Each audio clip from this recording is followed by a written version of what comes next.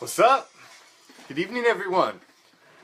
I am the commish, Ben Klein, coming to you live from Hardcore Challenge Live Studios, deep behind the enemy lines. This is Raider Reaction. Tonight we will be discussing the current big holes in the roster at running back and inside linebacker, as well as the latest news regarding the Vegas relocation, and I will end the edition with my Raider Reaction WTF.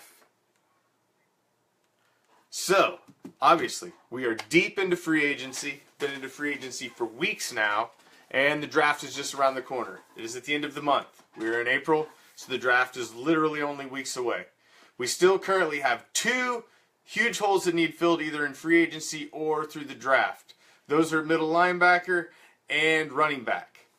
First, let's address the middle linebacker, inside linebacker position. Obviously, I think, in my opinion, it is coming down to, after we tried to court Zach Brown, was the last one to come out to visit Oakland that the Raiders were trying to hook in. He took the big money and went to the Skins, which obviously means I don't think he's real about the ring as much as he is real about the dough. Because the Skins had a freaking fire sale basically this year. Cleared house, and if you went to them instead of the Raiders, who looked like they were knocking on the door before Carr went down, I think that means you're all about the money. So maybe it was best that we did not end up with Mr. Brown, because maybe his heart wasn't where we needed it to be for the Raider Nation. So that leaves me looking at, I think we're either looking at keeping and re-signing Perry Riley Jr., or we're going to go pick up this guy in the draft. And maybe there's just somebody in the draft that the Raiders are real excited about, that Reggie's real excited about, that Jack's really excited about. Maybe that's what we're looking at. Because maybe that's why they let these other guys go. Thought, we'll invite them in. Maybe if we can get them for a steal, maybe if we can sign them to some cheap coin, we'll grab those guys. But if not, we got this guy and guys in the draft that we're looking at. So other than Perry Riley Jr., I really don't see anybody else that's on the Raiders' radar that they're probably going to be looking to sign in free agency. I would be very shocked to see if it is some other journeyman, veteran type linebacker that we bring in to fill that hole. I think we're trying to build a young nucleus. We got Khalil Mack, we got Bruce Irvin, we've got a strong core going there with our defensive line and linebackers, and I just don't think that's the case.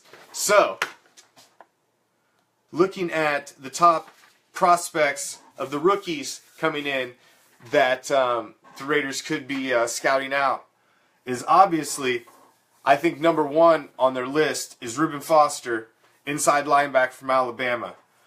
This kid runs a 4.69 40.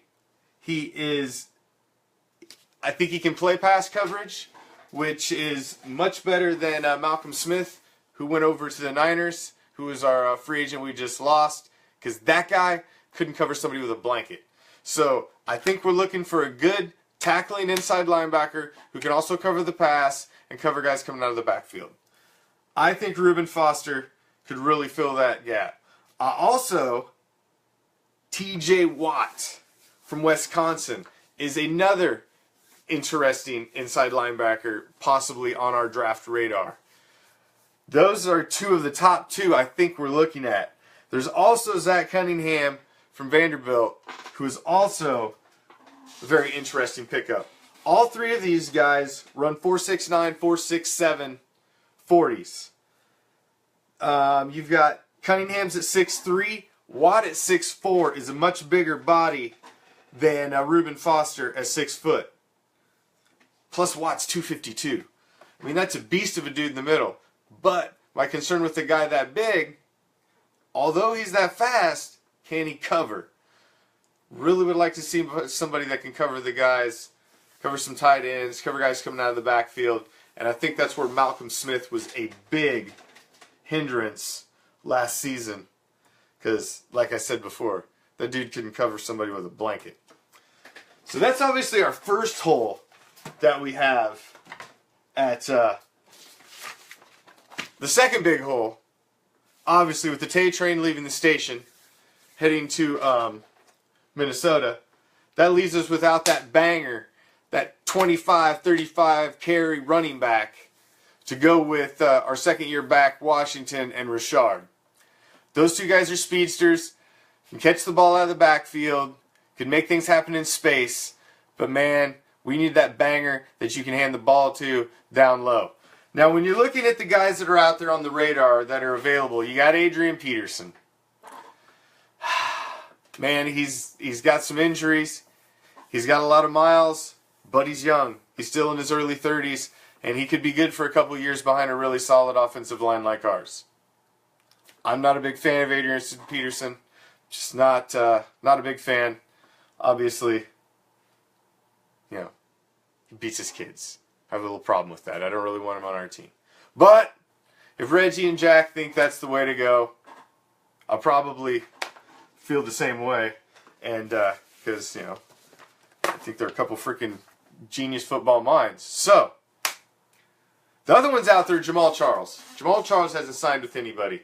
But I don't think Jamal Charles fits in good. We've already got the speed back. So I don't think Jamal Charles is on our radar. The other one, which I'd really, really like to see the hometown boy come, is Beast Mode, Marshawn Lynch. I've said it before. Love to see Beast Mode in the silver and black. I think Beast Mode would like to be in the silver and black. Fortunately, I just think there's a lot of freaking hurdles to make that happen. You've got the fact he's still owned by Seattle.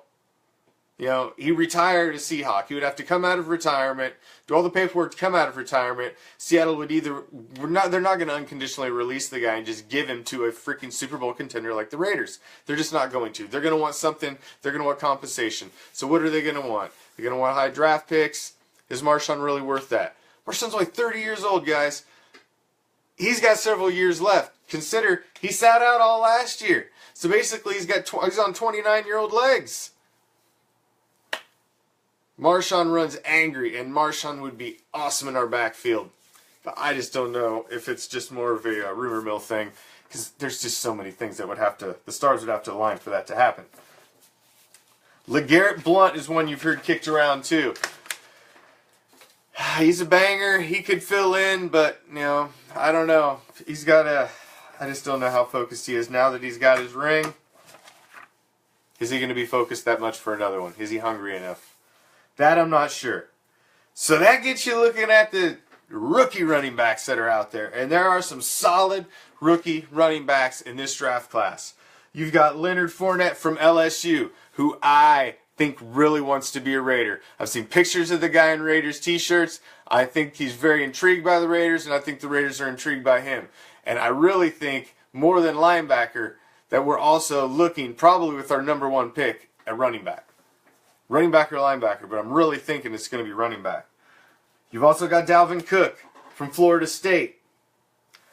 I like Fournette, the 6'1", 240 banger who runs a 4.5. I think that's more what we need than Cook, who's 5'10", 210. He also runs a 4.49, so he's fast, but I really am looking for that banger.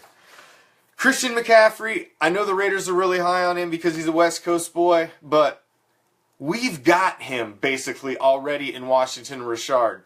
We don't need another quick back like that. He's only 202 pounds. I know he's fast, but he's 5'11", 202 pounds. We need a bigger guy. I really think we're looking at Fournette as the number one guy that we would like to go after in the draft. LSU, Fournette, I think he's the guy at running back. And Foster from Alabama, I think, is the guy we're looking at inside middle linebacker. If we don't sign back Perry Riley Jr., which I think there's a good possibility Perry Riley Jr. comes back. And I don't think that's a bad thing. I mean, he was with the Raiders last year. He knows the scheme. He knows the guys. I think he'll fit in well. He did pretty good last year when he was picked up. So either way, I think we're solid. But I think Fournette is high on our draft wish list, and we'll have to see how that shakes out. Now, obviously, the biggest news that shook waves through the Raider Nation over the recent calendar days was the owner's vote allowing the move and relocation of the Oakland Raiders to Las Vegas, Nevada. Quickly, in the very following week after that vote, not much time was lost as you seen geotechnical testing done on the site,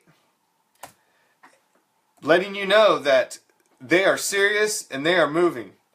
They want to find out if that site is feasible, if it's construction ready, it's a feasible site for them to build on, to begin the infrastructure for the palace that they're wanting to build for the Raiders. Now, I know all of you have seen the renderings, the computer renderings of the new stadium, and man, that is a palace built for a storied franchise like the Oakland Raiders. That thing was gorgeous. The practice facilities were gorgeous. I mean, yeah, from the moon rendering coming down, you can see what it looks like from the sky. The end opens up where Al's Torch is at, looks out over the Las Vegas Strip. It is just a thing of beauty. And I think it's a palace that once everybody gets past the butt hurt, will be a beautiful, beautiful place for the Raider Nation to call home for years to come. Lastly, as a little segue off of that leads me into my Raider Reaction WTF for this edition. This goes directly out to the fans.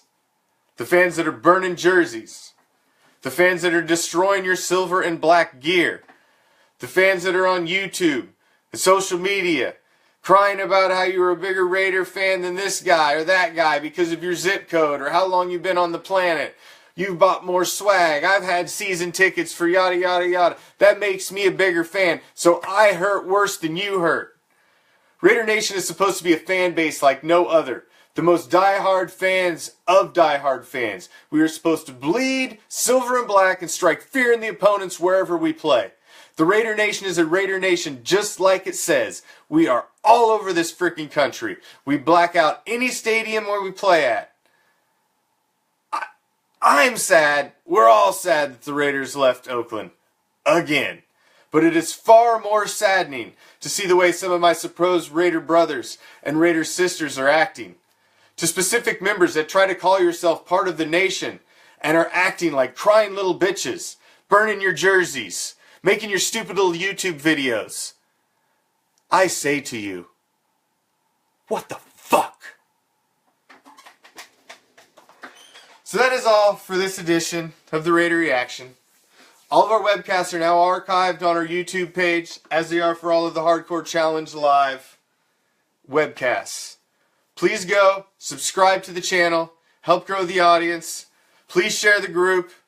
If you're a Raiders fan, please help share, help grow our audience for the Raider Reaction webcast. If you're a fantasy football fan and just a football fan, and you want to check out the pinnacle of fantasy football competition, check out the Hardcore Challenge Live webcasts. Got 3 a week all through the season. Got our live draft lottery. So if you're just a fantasy football fan and a football fan, you can check that out as well. Both of them are archived in their own playlists on my YouTube channel. Obviously, you can check out the old videos on this page as well.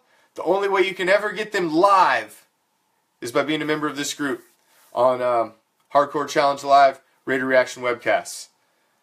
So, like I said, it's a big year. Big year for the Raiders. I think we are in for big things this season. Reggie's making the moves. Feel solid about our free agent signings thus far. And I feel positive about what we got going forward. I'm really excited about the draft. Seeing who we're going to grab. It is an exciting time to be part of the Raider Nation. It's an exciting time to be repping the silver and black. Keep the faith, folks. Until next time, peace, love, Raider Nation.